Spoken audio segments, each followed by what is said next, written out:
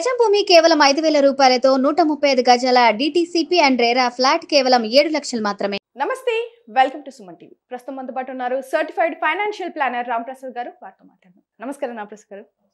రాంప్రసాద్ గారు, మనం ఇంతకుముందు ఎస్బీఐ ఎస్ఐపి మిత్ర గురించి మాట్లాడుకున్నాం. దానివల్ల యూజెస్ ఏంటి, ఎలా ఇన్వెస్ట్ చేయాలి, ఎలాంటి బెనిఫిట్స్ ఉన్నాయి, అండ్ ఇది ఒక మంత్లీ ఇన్కమ్ కాన్సెప్ట్. మరి ఎస్బీఐ ఎస్ఐపి మిత్రకి ఎస్డబ్ల్యూపి కాన్సెప్ట్కి డిఫరెన్స్ ఏంటంటారు? ప్రత్యేకించి డిఫరెన్స్ ఏం లేదండి, కాన్సెప్ట్ ఒకటే. ఎస్డబ్ల్యూపి కాన్సెప్ట్కే ఎస్బీఐ వాళ్ళు పెట్టిన పేరు ఎస్ఐపి మిత్ర. ఓకే. అలాగనే ఐసిఐసిఐ వాళ్ళు పెట్టింది ఫ్రీడమ్ సిప్. ఓకే, ఏమీ లేదు, అండర్లైన్ ఒకటే.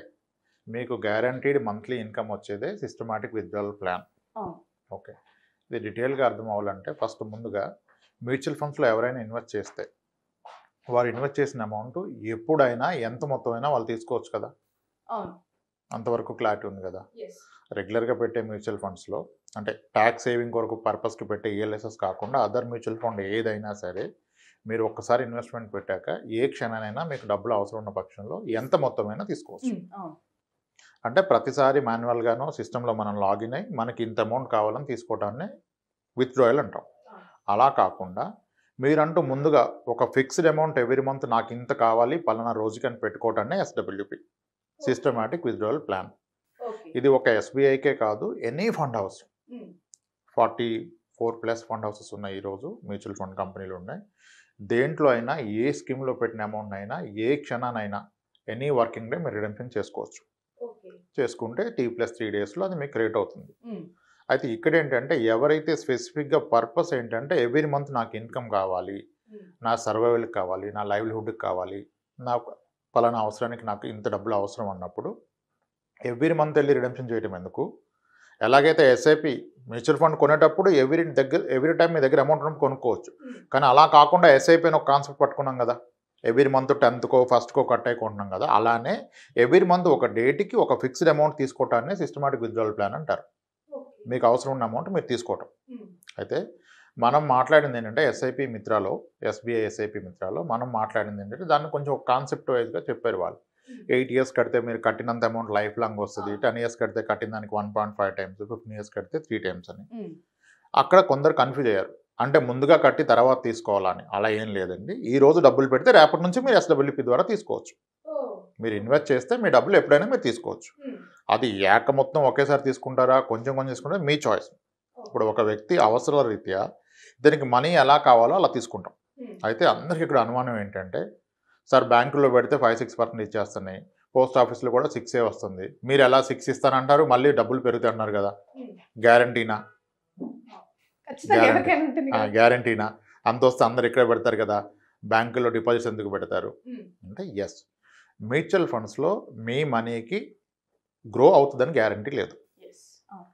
మనీ పెరుగుతుంది, తగ్గుతుంది. ఈ రెండు జరుగుతున్న క్రమంలో మీరు కొంతకాలం పాటు ఒక 8 ఏళ్ళు 10 ఏళ్ళు ఉంటే ఖచ్చితంగా పెరుగుతుందని మనకి హిస్టరీ చెప్తుంది.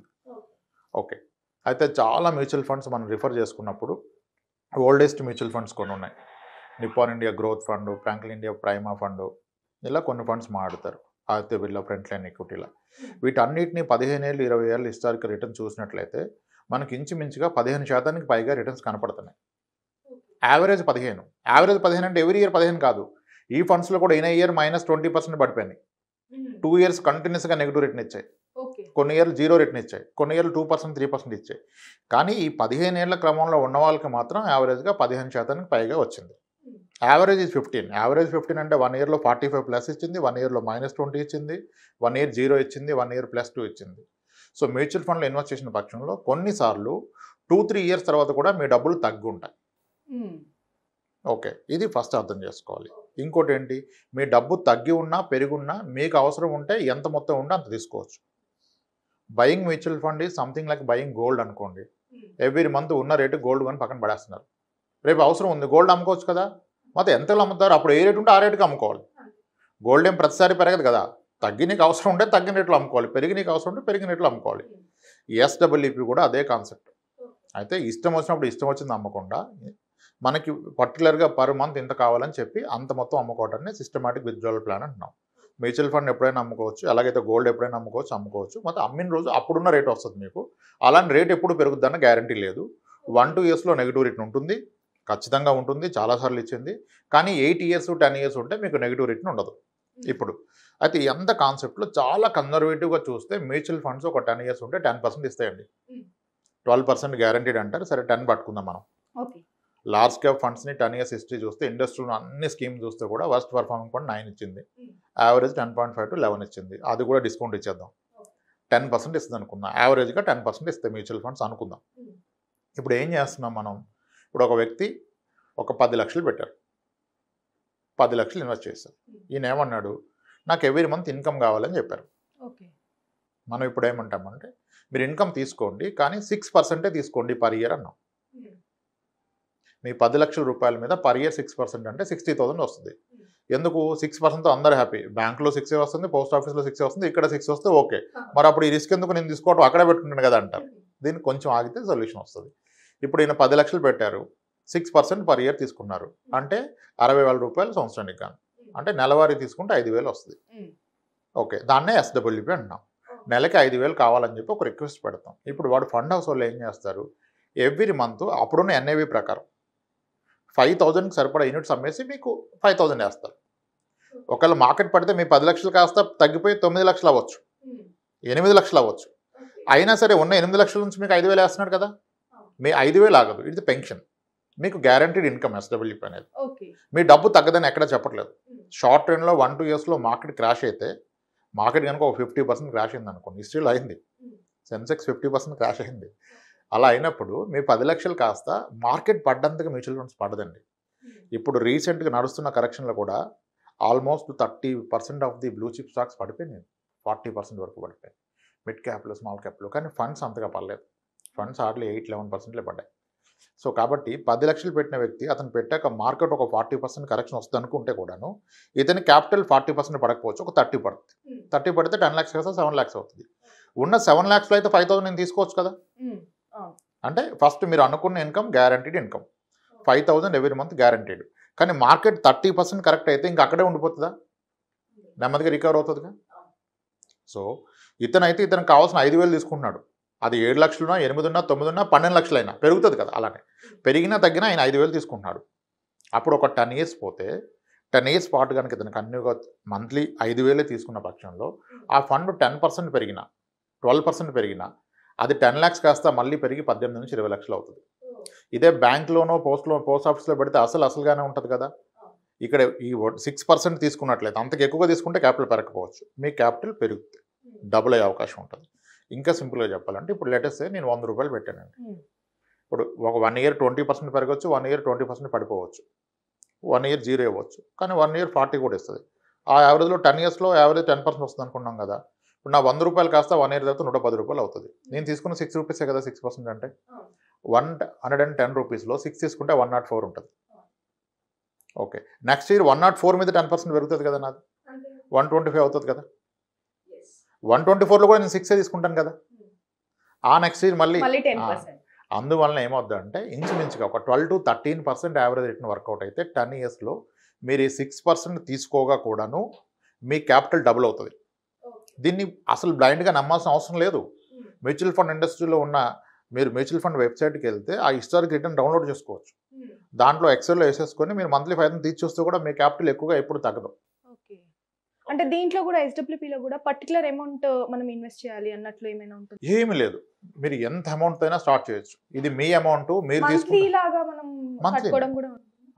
మంత్లీ తీసుకోవటం, ఒక్కసారిగా పెట్టి మంత్లీ తీసుకోవటం, లేదా మంత్లీ పెట్టి ఒక అమౌంట్ అయ్యాక మంత్లీ తీసుకోవడం ఎస్డబ్ల్యూపీ.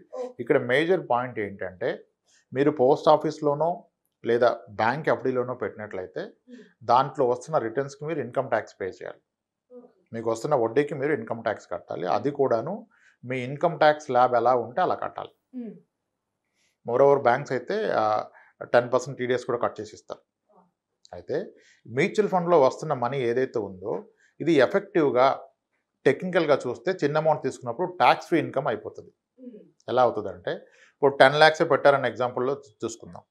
ఇతను పర్ ఇయర్ విత్డ్రా చేస్తున్న అమౌంట్ ఎంత 60,000,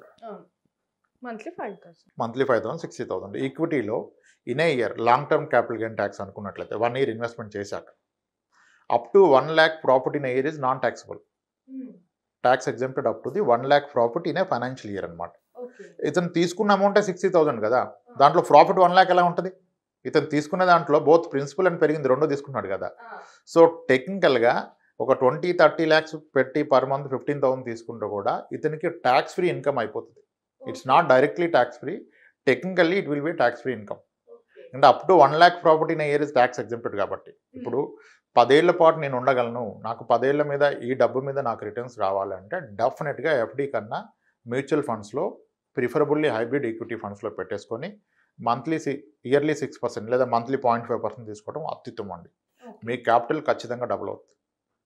సరే డబుల్ అవ్వదు అనుకోండి, 50% పెరిగినా ఓకే కదా, బ్యాంకులో వేస్తే మీ అసలు అలాగే ఉంటుంది కదా. అయితే ఫస్ట్గా అర్థం చేసుకోవాల్సింది మీ క్యాపిటల్కి, అంటే క్యాపిటల్ ఏం జీరో అయిపోదు కానీ క్యాపిటల్ అప్ అండ్ డౌన్ అవుతుంది.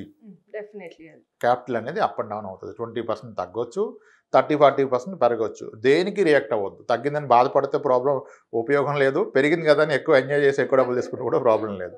మీ అవసరం ఏంటి? నెలవారీ డబ్బులు కావాలి, నెలవారీ పడిందా లేదా, నేను ఒక సెంట్రల్ గవర్నమెంట్ పెన్షనర్ అనుకోవాలి, పెన్షన్ పడిందా లేదా చూడాలి. అంతేగాని సెంట్రల్ గవర్నమెంట్ బడ్జెట్ ఎంత ఉంది అని చూడకూడదు. అలానే మీ కార్పస్ ఎంత ఉందో చూడకపోతే this is the best concept. Regular income కావాలి మంత్లీ నా లైఫ్ లాంగ్ అంటే this is the best concept. So మనం ఏ మంత్ లో ఇన్వెస్ట్ చేస్తామో అదే మంత్ నుంచి మనకు ఇమ్మీడియట్గా all you need to do is specific date పెట్టాలి, ఆ డేట్ రోజు రిడెంప్షన్ చేసి మీకు వేసేస్తారు. ఓకే, మనకు ఎక్సీడ్ కూడా ఎన్ని మంత్స్ వరకు ఉంటుంది? లైఫ్ టైం ఉంటుందా? ఇట్స్ ఎ పర్పెచువల్ అంటారు. పర్పెచువల్ అంటే మీరు రిక్వెస్ట్ ఇస్తారు, యాజ్ లాంగ్ as అక్కడ బ్యాలెన్స్ ఉన్నంత వరకు అతను మీకు డబ్బులు ఇస్తాడు. అది అయిపోతే ఇవ్వడు. ఇప్పుడు కొందరు 70 ఏళ్ళ వయసులో SWP స్టార్ట్ చేశారు, 82 ఏళ్ళు వచ్చింది, ఎక్కడో అనిపిస్తుంది వాళ్ళకి ఇంక గట్టిగా కొట్టలేము 8 years మించాలి, ఎవరి కొరకు ఉంచాలి 2 కోట్లు, 1 కోటి రూపాయలు. మీరు ఎక్కువ ఎంజాయ్ చేయండి, ఎందుకు మీరు 6% తీసుకోవాలి, మీరు 15% తీసుకోండి, ఏమవుతుంది? ఒకవేళ పర్సన్ ఎవరైతే తీసుకున్నారో వాళ్ళు చనిపోవడం కానీ ఇంకేమైనా జరుగుతుంది, అప్పుడు నామినీకి వెళ్ళిపోతుంది. నామినీ లేకుండా ఉండదు.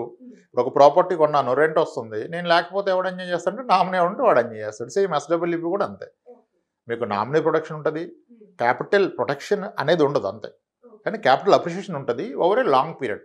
2-3 yearsలోనే డబ్బులు కావాలి, మంత్లీ తీసుకుంటా 3 years అసలు కావాలంటే ఉండదు, అసలు ఉండే అవకాశం ఉండదు. మంత్లీ కాకుండా ఇయర్లీ క్వార్టర్లీ అవసరాన్ని బట్టి ఎలాగైనా తీసుకోవచ్చు. అసలు ఇదంతా ఎందుకు, ఎప్పుడు అవసరం ఉంటే అప్పుడు తీసుకోవచ్చు కదా. అలా కాకుండా ఇప్పుడు నెలకి ఎవరికి అవసరం వాళ్ళ కొరకు SWP సిస్టమాటిక్ విత్డ్రాయల్. SIP ఎంత పాపులరో SWP అంతకన్నా గొప్పగా వర్కౌట్ అయింది, హెల్ప్ అవుతుంది. ఇప్పుడు కొన్ని more than 100 people. ఎస్. ఇప్పుడు నేనేమంటానంటే చాలామంది పేరెంట్స్కి ఒక సపోర్ట్ ఇస్తూ ఉంటారు, మంత్లీ 15,000 పంపిస్తారు పేరెంట్స్. వీడు ఎప్పుడో మర్చిపోతాడు. ఎంత ఇబ్బందిగా ఉంటుంది పేరెంట్ ఫోన్ చేసి ఉదయాన్నే ఫోన్, నాన్న డబ్బులు వేయలేదురా అంటారా, నాన్న తిన్నావారా అంటారు ఫస్ట్. ఇటు తిన్నా మళ్ళీ ఫోన్ చేస్తే పెట్టే అంటాడు, వాళ్ళు అడగలేరు.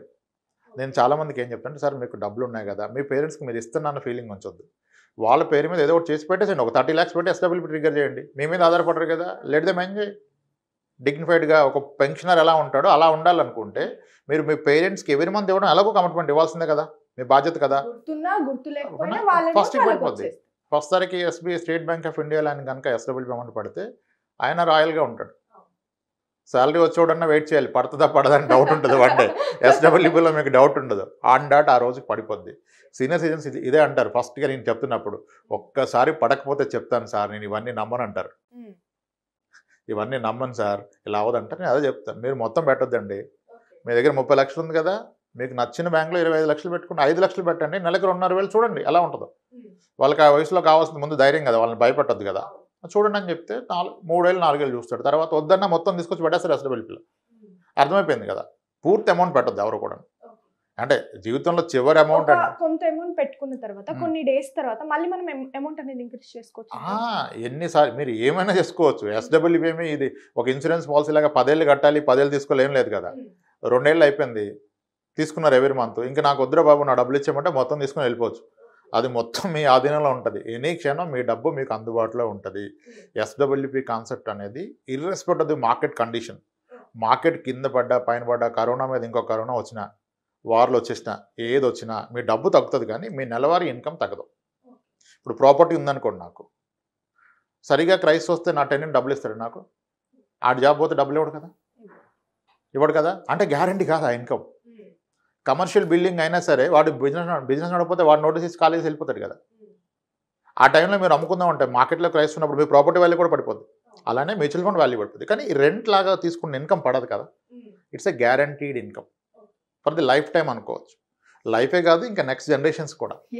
ఇది కాస్త టైం తీసి నమ్మమని ఎవరిని చెప్పట్లేదు. ఇలిస్ట్రేషన్ చూడండి, ఏ స్కీమ్ అయినా తీసుకోండి, మంత్లీ రిటర్న్ చూడండి, ఆ ఎక్సెల్ ఫార్ములా పెట్టేసుకోండి, పర్ఫెక్ట్గా వర్కౌట్ అవుతుంది. SWP is the best option for the monthly guaranteed income, considering మీరు ఒక 10 years వరకు ఆ క్యాపిటల్ మీద ఆధారపడి లేరు అంటే. నిజానికి తీసుకున్న వెసులుబాటు ఉంటుంది, తగ్గి ఉండే అవకాశం ఉంటుంది. Yes ma'am, right thank you అండి. రైట్.